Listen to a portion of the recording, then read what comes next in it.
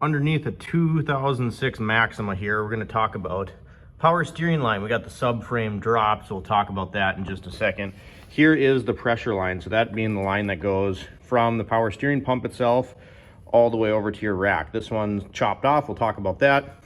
This looks, so when you do this, you have to drop the cradle. Take my light here.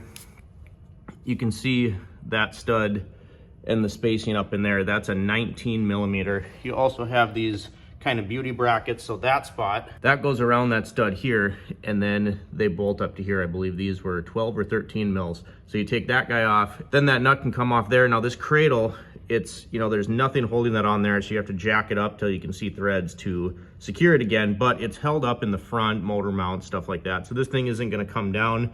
We just needed a little more clearance to get up in here. We're going to talk about the new line in a second, but keep this old line so that you can kind of, you know, see how everything's routed. Now there is a bracket up here that was not attached in the vehicle. This was not attached when we took this old line out, and what happens is these lines like to leak at, let's see if I can find one, where it's all covered up in this heat tape because it's by the exhaust, but there is crimps in here where the rubber turns into, you know, the solid steel lines, and that's where they like to leak. This one was leaking there and also leaking at this banjo fitting here. So there's a bolt that goes through here with holes in it. This part bolts right to your pump.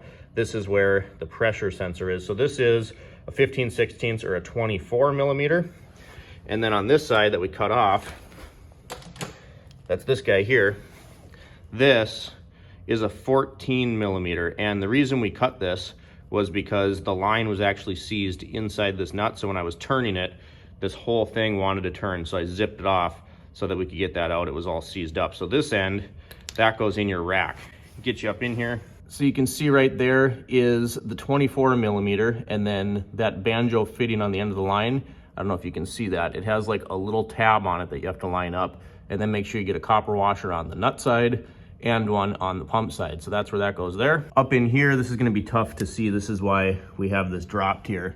But if you look right there, you can see that shiny bracket. So those are 10 millimeter bolts that just kind of holds that line in place right there. You can see it right there. Two 10 mil bolts. And to get those, I actually used this guy here. So this is a little 3/8 adapter on a long extension. And then this is a 1/4 inch 10 mil swivel. And then you wouldn't need this piece, but I did put a little wobble extension on the long extension just to, oh, that's upside down, just to give that a little more play. And then you're able to sneak this guy way up through here and get at that bracket.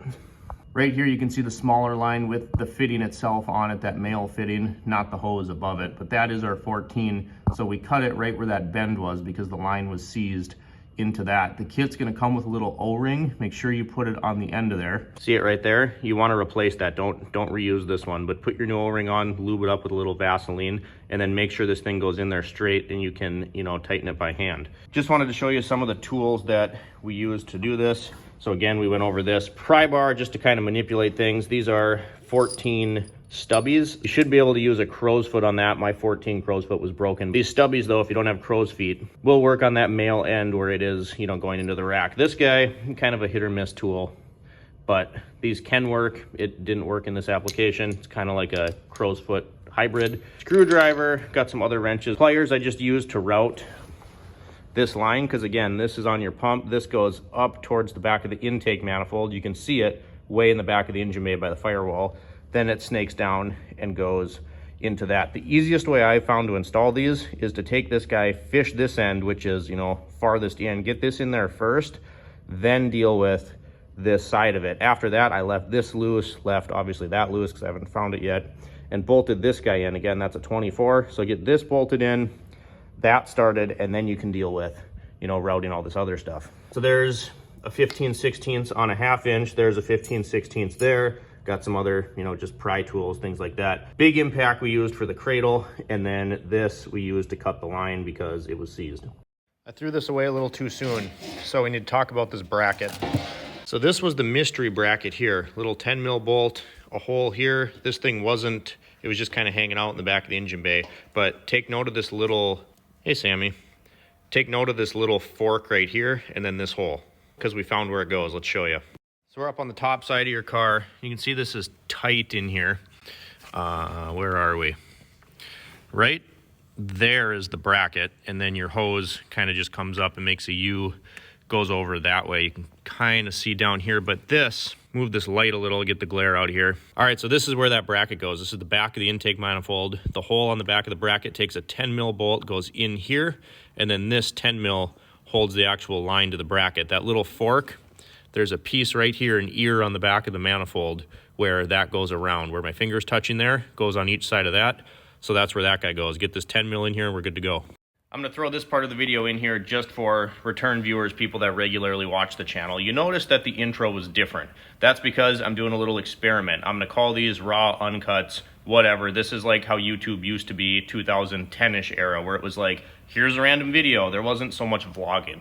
Doesn't mean I'm gonna stop doing the videos that I currently do. I'm gonna do all my regular content. I'm just gonna throw these in here once in a while where it's like, cut and dry. This hopefully will help someone that needs some answers, and we'll see what happens there. So anytime you see the video with a different intro, that's what it's gonna be. Less vloggy, less fluff, and we're just gonna, you know, show you some things and hopefully help you out.